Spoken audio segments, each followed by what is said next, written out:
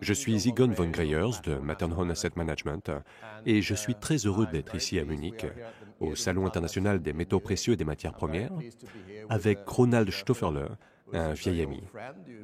Je vous connais presque depuis que vous êtes enfant. Vous êtes désormais un adulte et un nom important du secteur de l'or. J'ai suivi comment vous avez fondé Incrementum, une société réputée. Vous êtes aussi l'auteur du rapport sur l'or In Gold We Trust. Je pensais donc que vous pourriez commencer en nous expliquant un peu comment tout cela a commencé. C'est une longue histoire. En fait, j'ai commencé à écrire mon premier rapport sur l'or, In Gold We Trust, alors que j'étais un petit analyste dans une banque à Vienne. C'est à ce moment-là que j'ai eu l'idée de rédiger un rapport sur l'or. Pourquoi vouliez-vous écrire sur l'or? Parce que j'avais fait un investissement dans une société minière qui a vraiment bien marché. J'ai eu la chance d'investir très tôt dans cette société junior d'exploration, qui est ensuite devenue l'une des plus grandes mines du Canada. Mais ce n'était pas grâce à mes compétences analytiques. J'ai eu beaucoup de chance. Je me suis intéressé à l'or et mon ancien patron m'a dit « Vas-y, l'or est toujours un sujet intéressant ». J'ai alors commencé à écrire sur l'or, sans savoir à quel point il fascine et sans même connaître son histoire. L'or touche absolument tous les domaines. La monnaie, l'histoire de la monnaie, l'histoire de notre système monétaire, l'inflation, la géopolitique, les différentes cultures et religions. Plus on lit à son sujet, et plus cela devient fascinant. C'est la raison pour laquelle, 13 ans après, je continue à écrire sur l'or. Chaque année, nous rédigeons entre 200 et 400 pages, et cela me passionne toujours plus chaque jour. Oui. Pour les lecteurs ou les auditeurs qui ne connaissent pas votre rapport, expliquez-nous, parce que c'est un rapport fantastique qui est dorénavant lu dans le monde entier. Il s'intitule In Gold We Trust. Il est publié en allemand et en anglais, dans une version étoffée, assez longue. Il faut prendre au moins un week-end pour l'étudier. Il existe aussi dans une version condensée, disponible depuis cette année en chinois mandarin. Nous publions également les graphiques du rapport, dont la dernière version a été téléchargée 1,8 million de fois. C'est donc un document lu dans le monde entier. Nous sommes très heureux de contribuer à éduquer les gens sur la monnaie et notre système monétaire, ainsi que sur les conséquences de cette politique monétaire extrême. Cette expérience monétaire à laquelle nous participons tous, c'est quelque chose que j'aime dire aux gens. La situation est catastrophique et historiquement, l'or a toujours été une bonne assurance dans ce genre de situation. Nous avons atterri sur le marché de l'or un peu de la même manière. J'ai connu le milieu bancaire, la vie d'entreprise, et je me suis toujours intéressé au risque. Comprendre le risque et analyser son aspect négatif. Le côté positif se règle tout seul, mais il faut s'inquiéter du mauvais côté, car il peut vous tuer. J'ai donc commencé à acheter de l'or en tenant compte de mon analyse des risques mondiaux, et je me suis dit, le problème est impossible à résoudre. Trop gros, alors que nous étions à peine dans les années 90. Ensuite, au début des années 2000, nous avons commencé à acheter d'importantes quantités d'or.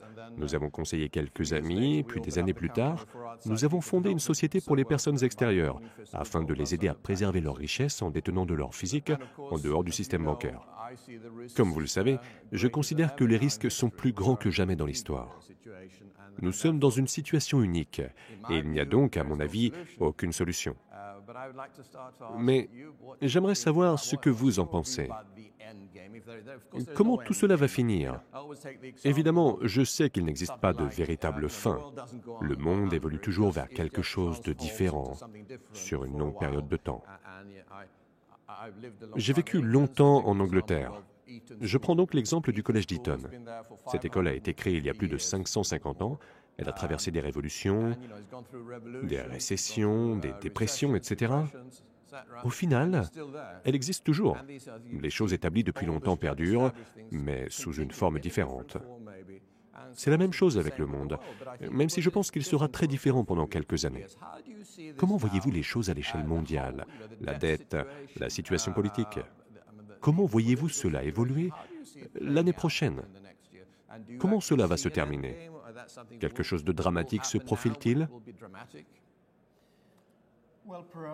Peut-être que nous sommes déjà au début de la fin. Les gens me demandent souvent à quoi va ressembler la crise. Et je réponds, nous sommes probablement déjà au milieu de cette crise. Il serait naïf de penser que la prochaine crise, le prochain krach, sera similaire à 2008. À mon avis, ce ne sera pas nécessairement une crise financière. Cela pourrait être une crise monétaire qui mènera à une mise à jour de notre système monétaire. Qu'ont fait les banques centrales depuis 2008? Elles ont créé 18 000 milliards de dollars à partir de rien et elles ont baissé les taux d'intérêt.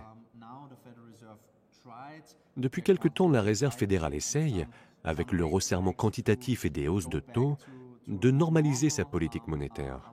Mais elle a échoué lamentablement. Quelques mois seulement après avoir entamé le resserrement quantitatif, elle a dû faire un virage à 180 degrés. L'assouplissement quantitatif a été relancé. Le bilan de la Fed a augmenté de 200 milliards de dollars en 2 semaines, même si elle ne veut pas dire qu'il s'agit d'un QE. La tuyauterie. Il répare juste un simple problème de tuyauterie. Oui, et vous savez, les plombiers sont vraiment chers de nos jours. De mon point de vue, l'or est le 7e sens des marchés financiers. Sa montée n'est pas seulement le fait de raisons techniques. Je pense que l'or est en train de sentir qu'il y a un risque de récession élevé, que l'inflation pourrait finalement devenir une préoccupation et que les marchés ignorent la politique beaucoup plus agressive des banques centrales. Ces 3 risques existent sur le marché et cela ne se reflète pas dans le prix de l'or. Revenons à votre question sur comment cela va se terminer. Je pense que les banques centrales, pour une bonne raison, détiennent des quantités importantes d'or. Les Américains ont plus de 8000 tonnes, mais ils ne sont pas les seuls. Vous le pensez vraiment? Je pense que oui. Vous êtes optimiste. Personnellement, j'en doute. L'eurosystème détient plus de 10 000 tonnes d'or. Le FMI, pour une raison ou une autre, en a plus de 3 000 tonnes. Les Chinois accumulent du métal comme des fous, et la Russie achète chaque once qu'ils peuvent. La Turquie, l'Inde, et maintenant même des pays de l'Union européenne, comme la Pologne et la Hongrie, achètent de l'or et rapatrient leurs réserves. Il est intéressant de voir que la Banque des Pays-Bas a publié un article qui disait, en résumé, que l'or est l'encre de confiance du système financier si tout le reste s'effondre. Elle est aussi en train de déplacer son or, plus de 600 tonnes d'or dans un nouveau coffre. Cela indique que de nombreux participants au marché se préparent à quelque chose, à une sorte de fin de partie.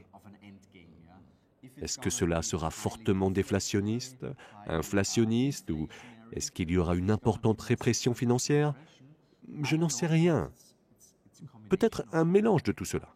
Mais je pense que l'or jouera un rôle majeur dans le nouveau système monétaire. Dans la présentation que je vais faire aujourd'hui ici à Munich,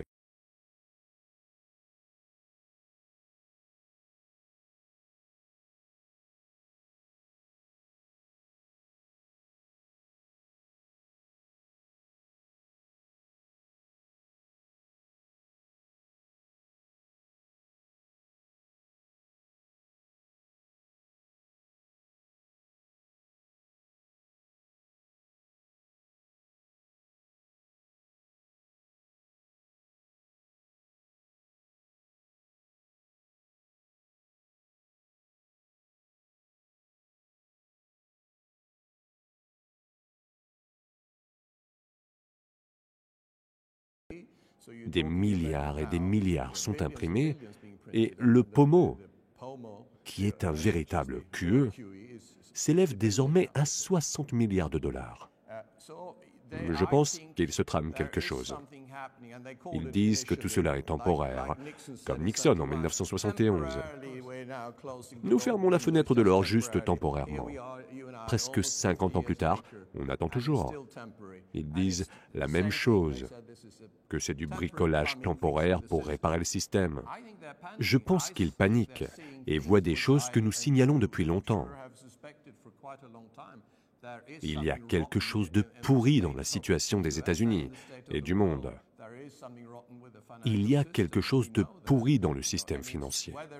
Et nous savons qu'en Allemagne, le pays où nous sommes aujourd'hui, des banques comme Deutsche Bank et Commerzbank sont en faillite.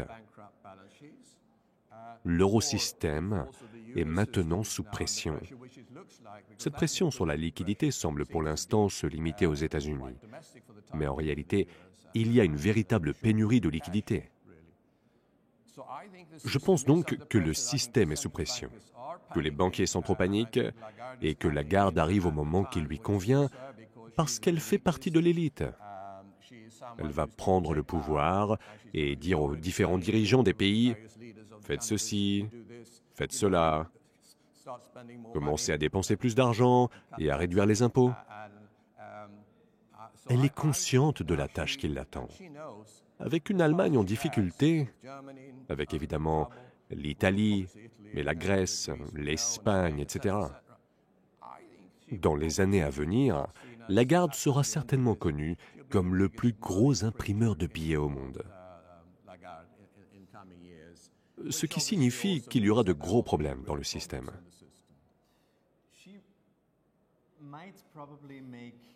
Elle va adopter une politique tellement agressive que Draghi finira par passer pour un faucon.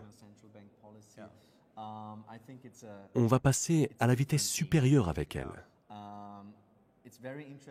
Il est intéressant d'écouter son audition devant le Parlement européen. Comme l'a rapporté le Financial Times, elle a affirmé que nous devrions relever les cibles d'inflation. Bien sûr, temporairement.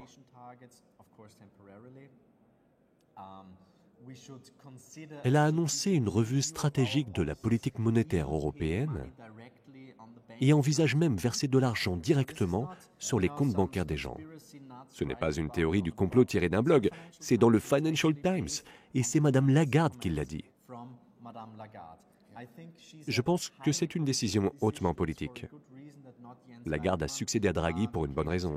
Elle est avocate et son travail au FMI était de renflouer les républiques bananières en faillite. Mais c'est essentiellement ce qu'elle a fait.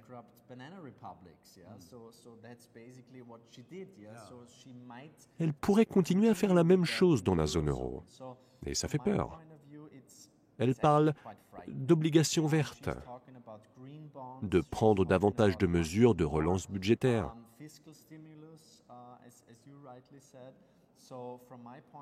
À mon avis, la politique de la BCE sera beaucoup plus agressive qu'auparavant. Il faut dire que Draghi a quitté son poste sans monter les taux d'intérêt une seule fois. Cela va être intéressant. C'est assez similaire aux États-Unis. Normalement, au cours d'une récession, les taux d'intérêt sont abaissés de 500 points de base.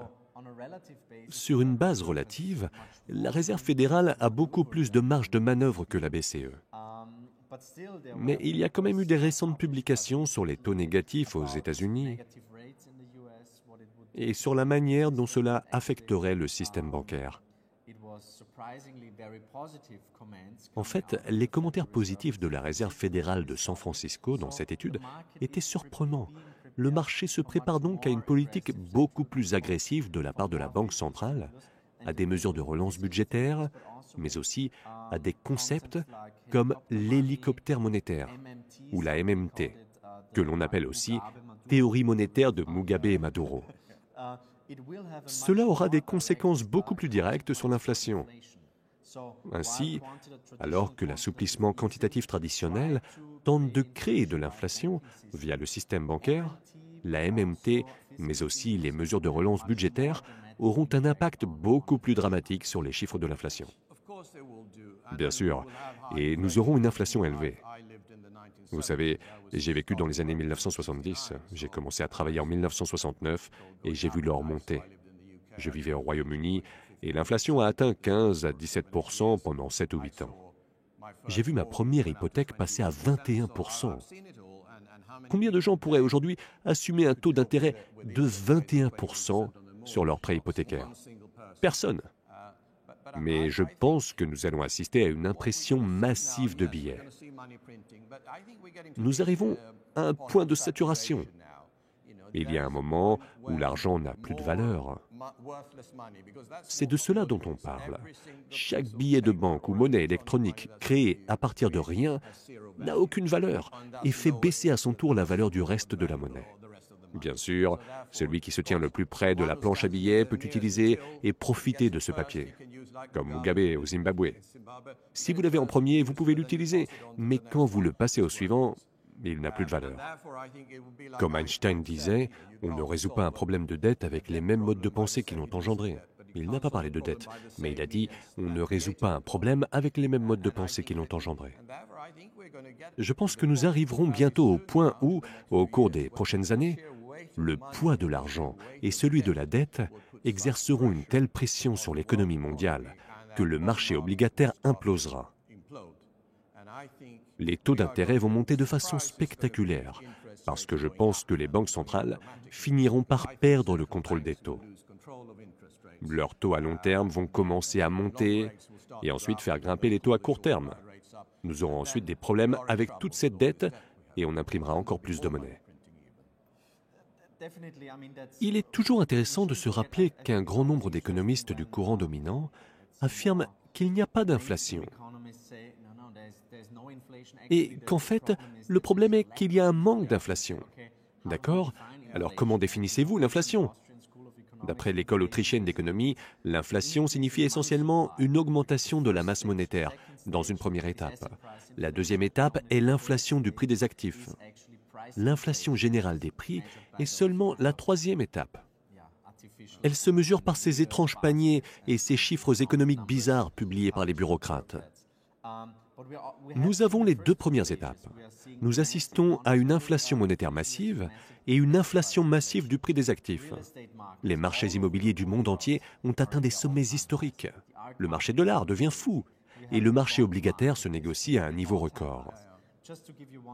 Juste pour vous donner un chiffre, le montant des obligations à rendement négatif s'élève à 13 000 milliards de dollars, soit l'équivalent du PIB combiné du Japon, de l'Allemagne, de l'Inde et du Royaume-Uni. C'est beaucoup d'argent. Si vous en achetez maintenant, c'est la perte garantie. Est-ce que je peux vous interrompre? Parce qu'il ne s'agit pas seulement des intérêts négatifs. C'est absolument ridicule. Le système est fou et cela ne devrait pas exister, car il défie toutes les lois naturelles et de l'offre et de la demande. La monnaie dans laquelle ils investissent ne vaudra probablement pas grand-chose lorsqu'ils la récupéreront. Et l'institution auprès de laquelle ils achètent réellement, un gouvernement quelconque, ne va probablement pas rembourser la dette. Cette dette ne sera jamais remboursée. Selon moi, les 260 000 milliards de dettes à l'échelle mondiale ne seront pas remboursées. Voilà donc les risques que courent les investisseurs aujourd'hui, et c'est pourquoi nous sommes dans l'or. Nous essayons d'aider quelques personnes à préserver leur richesse avec l'or, mais nous touchons que 0,5% des actifs financiers mondiaux. C'est tout ce qui est investi dans l'or aujourd'hui. Cela ne représente rien. Pas grand monde est suffisamment protégé si les choses que nous anticipons se produisent. Hyperinflation, défaut de paiement, etc. Nous aidons de gros investisseurs. Mais les gens me demandent souvent ce que je recommande aux petits investisseurs. Je dis toujours qu'on peut acheter 1 gramme d'or par mois, ou plus, au lieu de paquets de cigarettes, de la bière, etc. Le gramme d'or coûte environ 40 €, soit 50 $. Si les Vénézuéliens avaient fait cela il y a 10 ans, ils auraient de quoi manger aujourd'hui.